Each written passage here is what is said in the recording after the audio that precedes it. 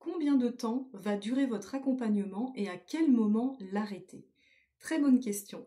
Vous êtes nombreuses et nombreux à me poser cette question lors du premier rendez-vous et évidemment, je ne suis pas en capacité de répondre à votre place parce que la durée de votre accompagnement va dépendre de l'investissement que vous y mettez, de l'énergie que vous y mettez. L'investissement, il peut être multiple, évidemment, il va être émotionnel, financier, le temps que vous allez y consacrer, et tout ça, ça ne dépend que de vous, et ça ne dépend en aucun cas du thérapeute qui vous accompagne. Donc moi, je dis toujours en préambule que l'accompagnement qu'on va faire ensemble est basé sur votre investissement et sur mon investissement. Chacun doit faire sa part. S'il y en a un des deux qui ne fait pas sa part, forcément, l'accompagnement, il va être bancal et il va se terminer de façon avortée, comme on dit, un petit peu prématurée, et ça sera contre-productif. Ce qu'il faut comprendre, c'est que votre accompagnement dépend de votre implication, mais aussi de l'implication du thérapeute. Et puis, ce qui fait la réussite, c'est la régularité.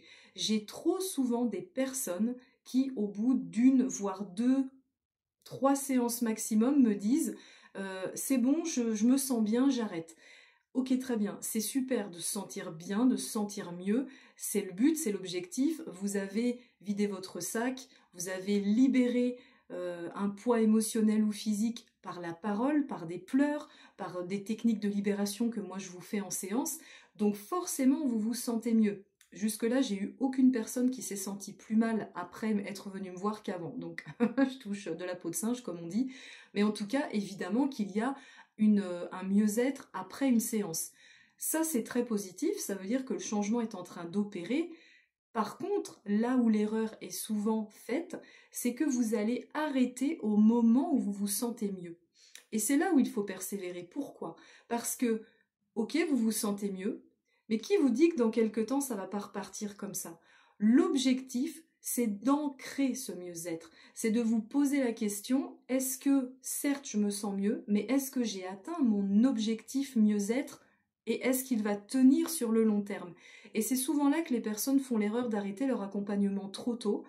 Bien souvent, moi je conseille, alors après encore une fois ça va être à adapter par rapport à vous, à ce que vous avez à travailler, encore une fois je me répète, on n'a pas tous les mêmes casseroles, les mêmes blocages, on part pas tous avec les mêmes bagages dans la vie, donc évidemment il y a des personnes qui vont avoir qui vont atteindre leur objectif mieux-être avant d'autres, et nul besoin de se comparer, on est tous différents, mais posez-vous cette question, quand vous venez une fois, que vous revenez une deuxième fois, si vous vous sentez mieux, tant mieux. Et si vous avez travaillé en amont et que ça fait 10 ans que vous avez travaillé, peut-être vous n'avez besoin que d'une ou deux séances pour venir justement booster et ancrer ce mieux-être. Mais les personnes que je vois qui sont au début d'un travail sur elles abandonnent beaucoup trop vite. Et moi, je fais toujours ce parallèle. Donc, je suis kinésiologue et praticienne en psychogénéalogie et en constellation familiale. Quand vous allez voir un psychologue, vous n'y allez pas une ou deux fois seulement. C'est un accompagnement sur le long terme parce qu'il y a besoin de dénouer des blocages, il y a besoin d'aller creuser, farfouiller dans votre histoire et il y a surtout besoin de laisser des temps de pause entre les séances pour que vous puissiez laisser justement infuser les informations qui vous ont été transmises, que vous permettiez des prises de conscience eh bien, à votre être et puis que vous acceptiez, que vous laissiez de la place au changement parce que tout ça ne se fait pas en un mois, c'est une évidence. Donc les personnes qui veulent aller trop vite, qui veulent aller bien trop vite, personnellement je suis incapable de faire ça. En moyenne, je constate un réel mieux-être dans l'atteinte de vos objectifs au bout de 5 séances, chacune étant espacée de 3 semaines à 1 mois. Donc ça vous fait un accompagnement, en tout cas avec moi, qui peut se situer en moyenne sur 2 à 5 mois à peu près. Là, vous allez ancrer le mieux-être. Là, vous allez atteindre votre objectif.